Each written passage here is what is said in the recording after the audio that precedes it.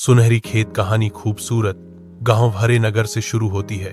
सूरज उगता है, पक्षी चहचहा रहे हैं और खेतों में बिलाल अपने पिता के साथ हल चला रहा होता है।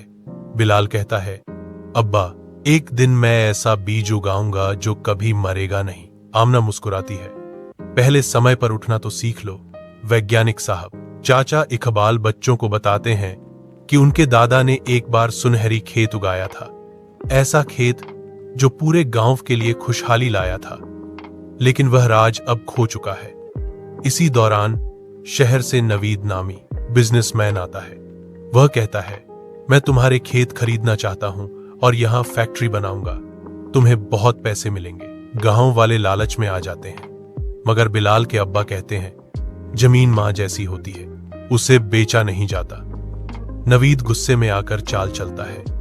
वह गुप्त रूप से जहरीला पदार्थ खेतों में डलवा देता है ताकि फसलें बर्बाद हो जाएं। फिर कहता है, अब तुम्हारी जमीन का कोई फायदा नहीं, बेच दो। सब मायूस हो जाते हैं। एक दिन बिलाल को जंगल में जख्मी बंदर चांदो मिलता है। वह उसकी मरहम पट्टी करता है। चांदो हंसते हुए बोलता है, मैं तुम्हारी मदद करूंगा, बशर्ते कि मुझे रोज दूध मिले।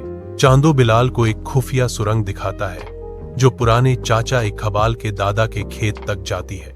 वहां एक पुरानी तख्ती लगी होती है जिस पर लिखा है, जमीन तब सोना उगाती है जब इंसान की नीयत सच्ची हो। बिलाल समझ जाता है, असल सुनहरी खेत ईमानदारी और मेहनत से बनता है, न कि किसी जादू से। बिलाल, आमना और चांदो गांव वालों को इकट्ठा करते हैं। बिलाल कहता है, अगर हम सब मिलकर काम करें तो जमीन फिर जिंदा हो सकती है। सब हिचकिचाते हैं, मगर चाचा इकबाल कहते हैं, यही वक्त है अपनी मां धरती को बचाने का।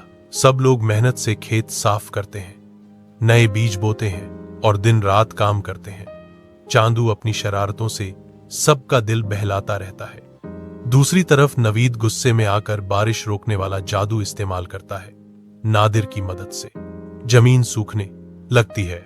नादिर को जमीर मलामत करने लगता है।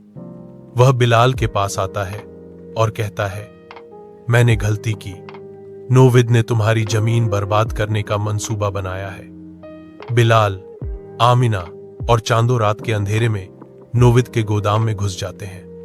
वहां एक मशीन होती है जो बादलों को रोक रही होती है। चांदू अपनी पूंछ से मशीन का बटन दबाता है और आसमान से बारिश बरसने लगती है। दर नवेद गुस्से में चीखने लगता है, मगर नादिर उसका हाथ रोक लेता है। यह जमीन तुम्हारी नहीं, इन सब की है।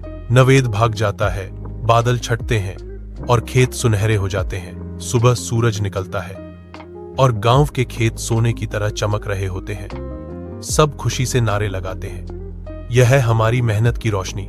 चाचा इकबाल कहते हैं, यह सुनहरी खेत जादू से नहीं, ईमान, एकता और सच्चाई से उगा है। बिलाल मुस्कुरा कर कहता है, सुनहरा खेत तभी बनता है जब दिल सोना बने। चांदू छलांग लगाकर बोलता है, और जब नाश्ता समय पर मिले। पूरा गांव हंसने लगता है और कहानी खुशी के गीत पर खत्म होती है। सबक, जमीन और मेहनत का कोई नामुल बदल नहीं।